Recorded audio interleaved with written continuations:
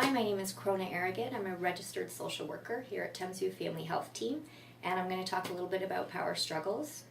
Power struggles typically start at about the age of 2, so toddler through to adolescence, and they manifest themselves usually through temper tantrums when the child is younger, and then more conflict between an adult and teenager as they enter into the adolescent years. Usually it's in regards to the parent and the child trying to control the situation. And as parents, certainly there are times that children are more likely to throw temper tantrums. So we want to watch for triggers. That would be things like a toddler being tired or hungry, for example. And keep in mind that those are times where they're more likely to power struggle with us. So a few things to keep in mind to prevent or reduce power struggles would be to give the child or adolescent options over things that are not safety related. So for example, in regards to clothing choices, a toddler could have the option of maybe 2 outfits in the morning. That's something that they can choose from, that you've pre-picked out, that's appropriate. Again, when we're dealing with adolescents, you might be able to lessen power struggles by taking them shopping and helping them pick out some age-appropriate clothing, and then they choose what they want to wear out of their own closet. So again, giving them the freedom to have choices that are not significant choices, such as safety choices.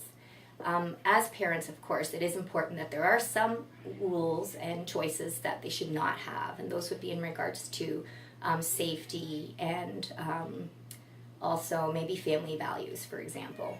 And those should be clearly outlined to your children of what the expectations are and what is not negotiable and what is. Children often do better when there is structure and routine and they know what the expectations are. The other thing to keep in mind as a parent is to be cognizant of when our children are doing a good job of behaving and to point that out to them. So rather than just pointing out to them when they're doing behaviors we dislike, that we would also notice and comment on behaviors that we do like and give them genuine praise for that. So for example, if they're sitting nicely at the dinner table and they're, 4-year-old, that we would say, "You've been doing a really nice job of sitting at the table tonight, and I was really proud of you." Rather than often pointing out when they are not sitting nicely at the table and getting out of their seat and maybe whining or not wanting to use their utensils, and that type of thing. So really trying to acknowledge when they are doing a good job as well.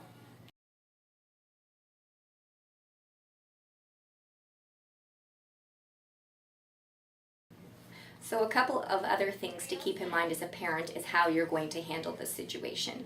I find a lot of times parents will react to their child's behavior, such as a temper tantrum, when they're a toddler and when they're older, getting sucked into those conflicts with the adolescent. And it's really important to take a step back in those moments and take a break if needed. Maybe leave the room. With an adolescent, you can leave the room and come back to that discussion later. Might need to be an hour later or a couple of hours later until everybody's calmer, and then have that discussion. With a toddler, they may first need certain things addressed, such as if they're hungry, they may need to have a meal before things are discussed, or they may need a nap, rather than trying to assert your will over them. And in regards to toddlers in particular, the 3 classic areas of power struggle are clothing, food, and toileting. So you cannot force a toddler to wear clothing that they do not want to wear, as they will just take it off. Food, the same type of thing, they just will not eat it. And toileting as well, they choose to toilet when they're ready. So in those types of areas, again, it's really important to give choice in regards to clothing and food options. As a parent, of course, you want your children to eat healthy, and so you might want to give them those options on the plate, but and encourage the child to try those foods, and that's important. And usually a child will need to try the food several times before they might be willing to eat it on a regular basis. But again, with regards to making it a power struggle, it's not going to be helpful if you insist and try and force the issue. That will make it a power struggle, and it will not be productive. So That would be, as a parent, you give them the option. The food is there. Hopefully you have a number of healthy choices and they might pick one, and that's mission accomplished, that they ate something healthy that day. And also in regards to toileting, again, if you're going to push that issue with the child, they'll be less likely to be successful in toileting. So if your goal is to get your child toilet trained, again, you need to sometimes step back from that.